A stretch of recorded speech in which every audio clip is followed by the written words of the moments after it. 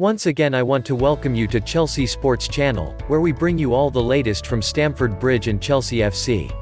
Today we have more reports coming out of Chelsea FC concerning Thomas Tuchel's future and our summer signings.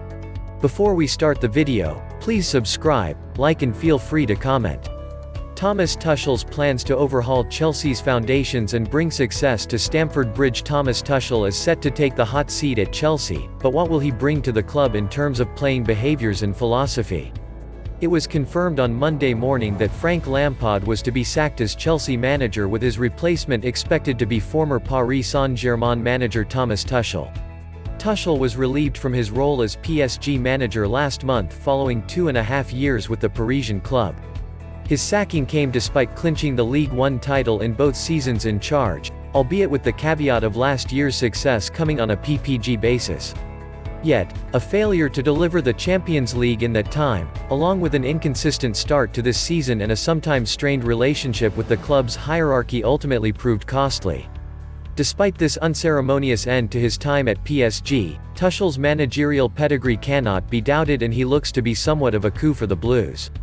With his appointment imminent, let's look at what his key managerial principles are and how they could impact things at Stamford Bridge. Whilst Tuchel did an admirable job at Mainz and a standout one at Dortmund, it's best to focus on his time in Paris, due to that being both his most recent role and because of the similarities between the playing profiles there when compared to the ones currently at Chelsea. With PSG, Tuchel predominantly utilized a 4-3-3 formation, although he would sometimes adjust to a 4-4-2 or 4-2-3-1 depending on players available and strength of the opposition. The benefit of the 4-3-3 formation was that it allowed him to field his most dangerous attackers such as Kylian mbappé, Neymar and Angel Di Maria in advanced positions that allowed them to have the most penetrative threat to the opposition's goal. Behind them, he'd usually deploy a more conservative midfield three who'd be tasked with contributing in build-up play, but also protecting the side in transitions. Width tended to come through the wing-backs pushing high, whilst wide forwards drifted into dangerous central avenues. Tuchel is a brave and experimental tactician, therefore his system can vary. Yet, at PSG it was best summarized as a positional system, which meant that players usually operated within set positions on the pitch in a structure that was designed so that the player in possession should always have more than one passing option available. As a result, ball dominance a key ingredient, and last season, only 3 sides from across Europe's Big 5 leagues posted a higher possession average than PSG's of 64.3%.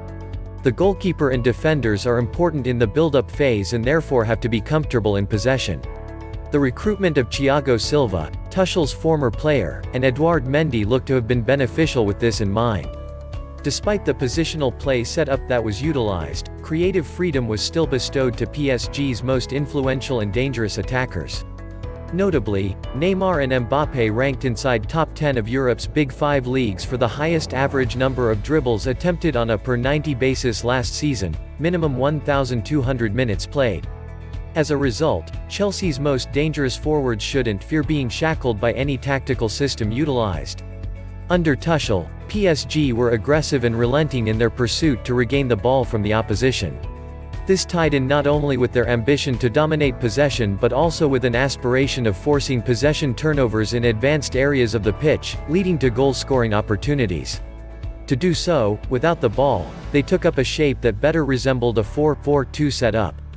This structure limited space through the middle of the pitch and made it difficult for opposition defenders to play progressive passes forward.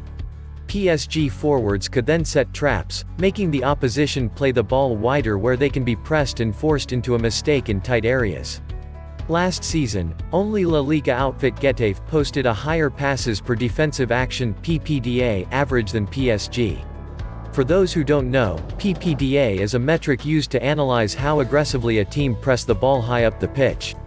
Man management on top of the above, which details some of his tactical beliefs and philosophies. Another crucial aspect of his profile is his capacity to manage big names. He was popular at both Mainz and Dortmund, however, at PSG, it was impressive how he was able to govern a dressing full of legitimate footballing superstars and keep a real equilibrium for most of his time in charge. A fault of Lampard seemed to be his tendency to cross the line in terms of publicly critiquing his players, and failing to get the best from out-of-form stars. Lampard shouldn't be judged too harshly on this given his relative lack of experience at this level. However, Tuchel may only be 5 years his senior, but he has much greater experience of handling sensitive egos and elite talent. This will be key in not only aiding the likes of Timo Werner and Kai Havertz in rediscovering their best form but also improving the morale of the whole Chelsea team, therein creating a more harmonious and hopefully, successful side. That's all for now from Stamford Bridge. Please subscribe, like, share and comment. Thanks for watching.